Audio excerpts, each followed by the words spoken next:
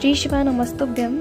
आजची सकाळची सुरुवात होते देवांना नमस्कार करून मी मंत्र म्हणला. सकाळचं क्लायमेट खूप सुंदर होता, पण खालनं शूट केलं मी, वरनं शूट करायचं होतं मला. इथं डाळ भात भाकरी आणि भाजीसुद्धा झाली होती.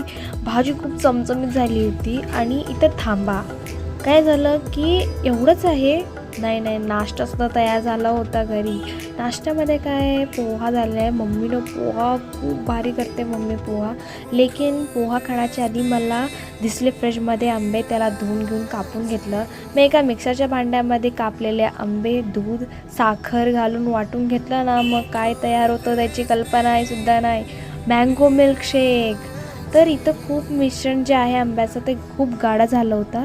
आज लाईटमॅन कॅमेरामॅन मीच आहे आणि लाईटिंगमध्ये पण खूप जास्त हे झालं आहे, मिस्टेक झाला, त्याला इग्नोर करा.